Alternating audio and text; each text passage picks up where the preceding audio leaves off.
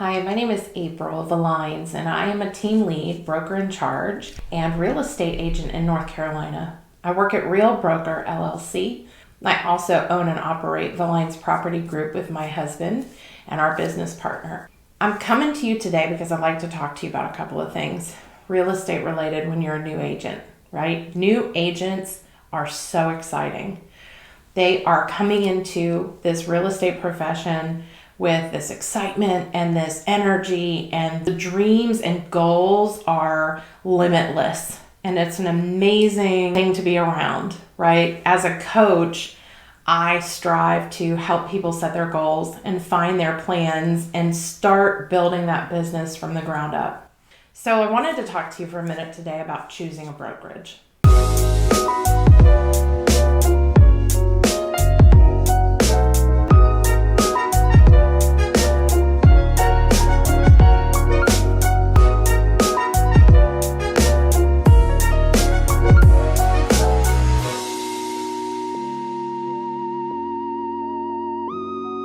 How do you choose where you want to work after you get your license? Now in North Carolina, we're specific to having provisional status when we come out into the field for the first time. Provisional status means you require just a little bit extra supervision while you're working through your license and while you're with your clients for the first time until you drop that provisional status. I personally think it goes a little bit further than that because you really should have somebody on your side and in your corner until you feel comfortable as a business owner. So I believe in coaching 100% at all levels of the game. Even if you have been a producing agent, you're doing, $50 million in volume in a year, you still need a coach because there are always places in your business that you can clean up, that you can tighten up, that you can run better and become a more effective and efficient person. So when I talk with brand new agents coming into the business, usually they're all bright-eyed and excited, and then the expenses start rolling in. Costs for joining an association, costs for MLS, costs for business cards, name tags, office space, brokerage fees, anything like that can add up very quickly, right? So I personally suggest that you have several $1,000s set aside or tucked aside that can help you get ready. 3 to 5 would be at least a beginning level where you can begin your marketing because you're looking at naming who are you branded to in the world, right? As far as what is the world going to recognize you when they see your logo, when they see your business card? Are they going to know who you are? Not necessarily. So you need a coach to help guide you through that process. When you're choosing a brokerage, everybody always thinks money first, right? And that's natural. You're in this business to make money. You're not in the business because you just like showing houses and writing offers at 10 o'clock at night. But that's not a bad thing necessarily. It's just part of the business. But that's not the excitement of coming into real estate and what people are hoping for. They're thinking about the lifestyle. They're thinking about the freedom to do what they'd like to do.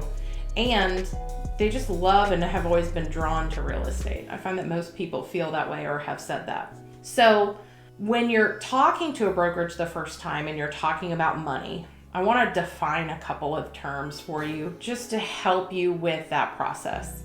First term is a split. What is a split? When you go talk to a brokerage and they say, our splits are X and X, what does that mean? So a split is the portion that you pay your brokerage and the portion that you get to take home, right? So there's two different numbers. They're going to tell you how much money is yours and how much money is theirs out of your commission checks every single time. So if their split is 50-50 and your commission check is $1,000, 500 goes to them, 500 goes to you, just like that. So splits are very important to know, okay? The next one is called a cap. Now, some brokerages don't even have a cap. You'll pay them forever and ever and ever. Doesn't matter. But if you go to interview at a brokerage and they say, our cap is X dollars, what does that mean? So we're going to use the same example. If we have $500 that we have paid into our brokerage and we have $500 that we took home, this $500 is the one we're going to talk about right now. This $500 is going to move over to basically a bank for you. that's going to hold on to that all throughout the year or whatever their time frame is. And as you add more $500 into your bank, your total is going to grow until you cap, right? That is the most amount of money that you will pay your brokerage in that period of time. So as you're putting money into their pocket, eventually that would stop. Sounds like a good thing, right? And it usually is, because then you feel like you know exactly where you're going to be. So the next thing that I want to talk to you about is stock. Some companies offer stock options and some do not. So that's an important thing to consider. Me personally, I feel like stock gives you the option of kind of a 401k for realtors, because we don't have something to fall back on our exit from the industry. So if I want to retire in 10 or 15 years, how am I going to do that, still have money coming in? So some people do consider that stock as that option. Another thing you might want to talk to the brokerage about is called revenue share or profit share, right? There's two different ones. Revenue share is when a firm takes a portion of the revenue and pays that back to the agents that are helping them grow overall. Profit share, on the other hand, is the money that the company has profited that month, and then they're going to give a percentage of their profits back to the agents. Clearly, the revenue coming in is going to be higher typically than a profit share would be, but it's not always the case. Sometimes there's very good profit and sometimes not a lot of revenue. So either way, it can be a good thing. But those are some of the terms that you're going to want to talk about with your brokerage when you're interviewing. Other things to consider: do they ever order you business cards? I wouldn't make that a deal breaker, because it's a box of business cards. It's like $50 or $60, right? Are you going to hang your license with a company over $50 or $60? Probably not. Is it a nice benefit? Absolutely. Name tags can be ordered, marketing can be ordered, and most of the time you're going to come out and sign an independent contractor agreement, also known as an ICA. So this is just the agreement that you have with the brokerage that, hey, yes, I am affiliated with you, however, I'm my own business owner. So it does give you a little bit of freedom there when, marketing yourself or running that business. Now, most brokerages do have requirements around marketing, so I'm not going to speak to your specific brokerage. I'm not even going to speak to my own brokerage, because it's very specific by state, by area, and by your broker in charge and what they're willing to allow you to do.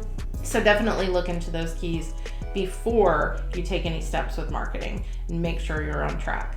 Hopefully this was helpful to you in figuring out a few of the questions that you can ask a brokerage when interviewing with them. If you ever need help, even if you're not in the Charlotte, North Carolina area, I'm happy to help you. Just send me some comments. I'll put all of my contact info here. Please reach out to me anytime. I'd love to just chat and hear what your journey is going to take you. Thanks so much. Talk to you all soon.